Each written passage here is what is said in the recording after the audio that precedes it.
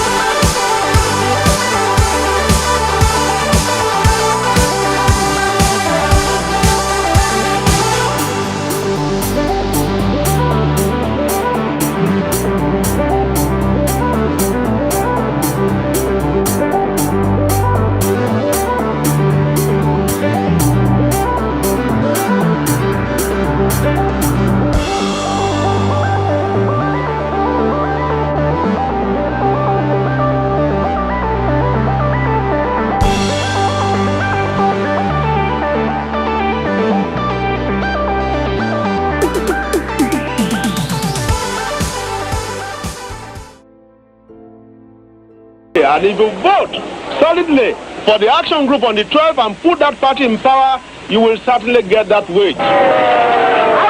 In 1959, federal elections put Chief Obafemi Awolowo of the Action Group Party as the leader of the opposition in the federal parliament, while his deputy, Chief Samuel Akintola, became the premier and leader of the government of Western Region.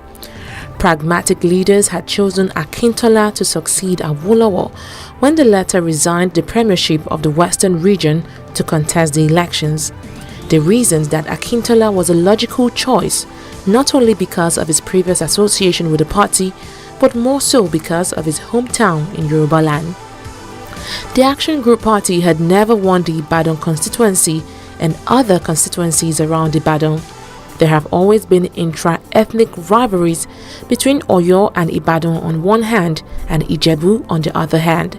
Chief Akintola was from Ogbomoso, which is in the old Oyo kingdom. Chief Awolowo, on the other hand, was an Ijebu Yoruba. The different intra-Yoruba rivalries did not encourage harmonious unity within the party. Alhaji Adegoke Adelabu, a Yoruba from Ibadan and a member of the rival National Convention of Nigeria Citizens (NCNC), exploited the Action Group's intra-party rivalries to his party's advantage, with Awolowo going to the federal parliament and Adelabu dead due to a motor accident and hence out of the political scene. The AG could win all the states in the old Oyo kingdom as a result of the traditional son of the area, Akintola, as a premier of the region. This strengthened the party's power in the western region, and fortunately, it gained the Ibadan area, which was a previous stronghold of the NCNC when Adelabu was alive. With the western region in their grasp, party leaders started plans to gain power at the federal level, having won 25 seats in the north and 14 seats in the east in the 1959 elections. But the party could not form the federal government through votes based on the conditions of the country, as the northern region alone was 2.5 times the size of the other regions, that is the western and eastern region put together.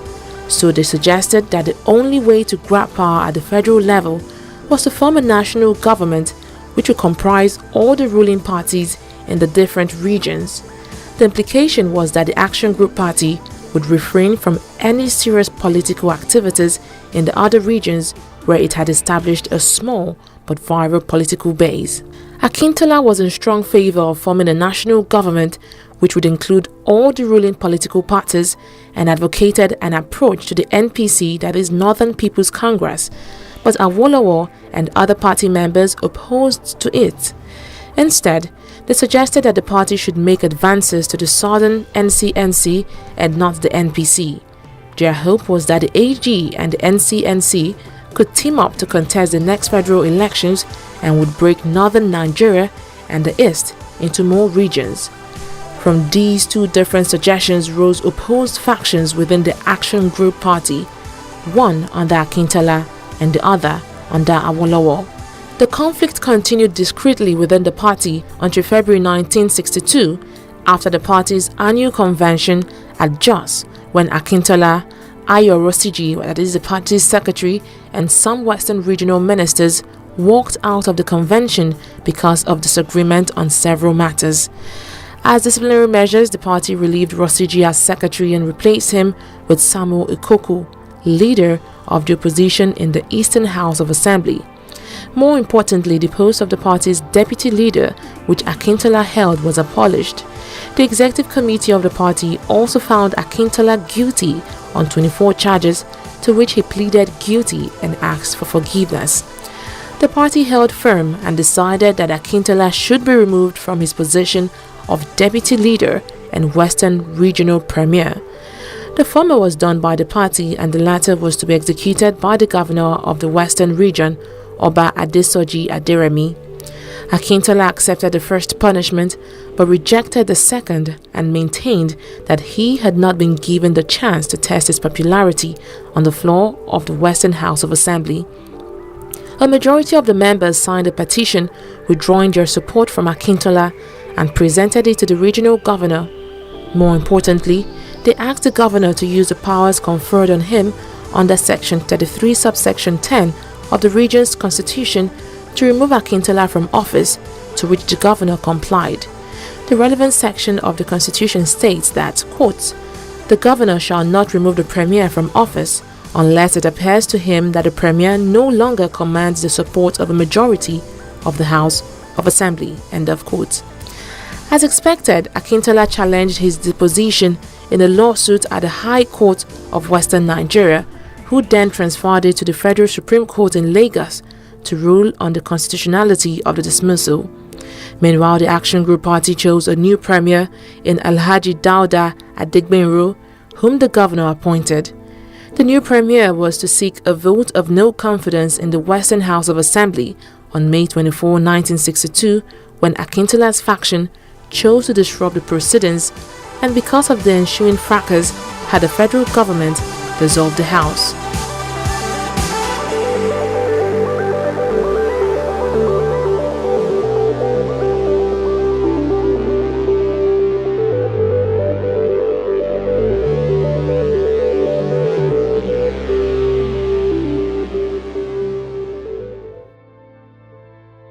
After both premiers, Adigbenro and Akintola petitioned the Prime Minister, Alhaji Abubakar Tafawa Balewa, the assembly was reconvened again. Unfortunately, the outcome was as severe, even worse according to witnesses, as the first time. Because of the chaotic atmosphere, the Prime Minister, Alhaji Abubakar Tafawa Balewa, declared a state of emergency in the West on May 29, 1962, before an emergency session of the Federal Parliament. Obafemi Awolowo, leader of the opposition, replied that a state of emergency did not exist in the Western region, as the violence was only confined to the regional House of Assembly, while the rest of the West was calm and quiet. Awolowo's objection was to no avail when the Federal Parliament passed a bill that declared a state of emergency in the West with the right to detain and restrict persons, and the imposition of curfews, with the appointment of Dr. Moses Majekodunmi, a distinguished gynecologist, a senator and federal minister of health, as sole administrator of the West. Majekodunmi's first act was a service of restrictions on a number of people.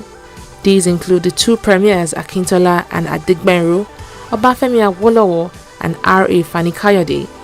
While the restriction orders on Akintola's faction and NCNC members were lifted in barely 2 months, those on the Action Group members remained restricted. Dr. Majekodunmi also instituted a commission of inquiry headed by Judge George Baptist Ayodola Koka of the Lagos High Court into corporations owned by the Western region, and the commission reviewed instances of poor administration and misappropriation of public funds for the benefit of the Action Group Party. The report came down hard on Awolowo and other AG members in his faction, but exonerated Akintola. The stage for the final act was set in the Commission's report of treasonable felony on Awolowo and his AG members.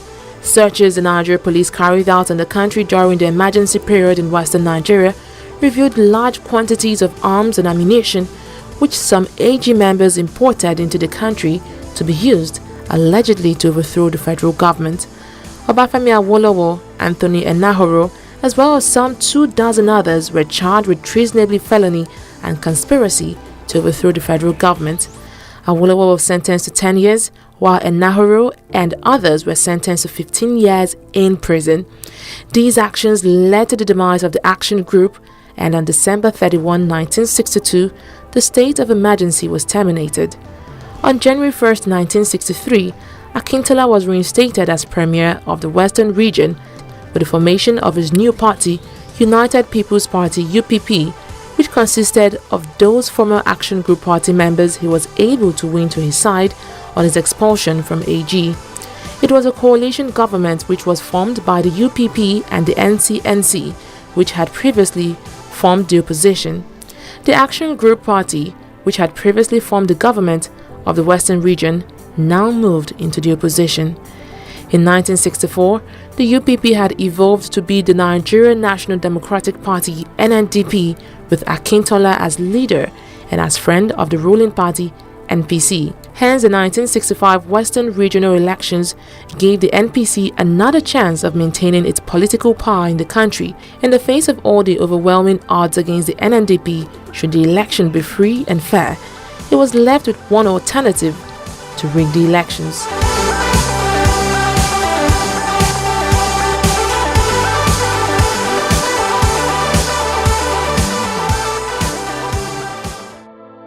Whether or not the NNDP was following precedents established by previous political parties, the massive rigging of the Western Regional elections of October 11, 1965 was dumbfounding. The methods of electoral fraudulence employed were the familiar ones, but the scale to which they were used was overwhelmingly much more severe. The Electoral Commission, led by Eyoita Eswa, publicly admitted that electoral officers were kidnapped and therefore could not carry out their duties, while some refused to accept nomination papers of certain candidates and others failed to report for duty. Many candidates who had obtained validity papers were elected unopposed. As a result of the grave irregularities, the NNDP won the elections, 16 of its candidates having been returned unopposed at the close of nominations. It was publicly charged that the NNDP victory was due to fraud. The political atmosphere in the Western Region looked bleak and dismal, and the after effects of the elections were even more severe and devastating. Defeated political candidates had in the past run to the court to challenge irregularities at elections. This time, they did not go to court. Instead, the people took law into their hands.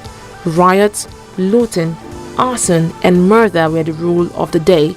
Party thugs poured gasoline on opponents and set them on fire, a situation then known as Operation Wettier.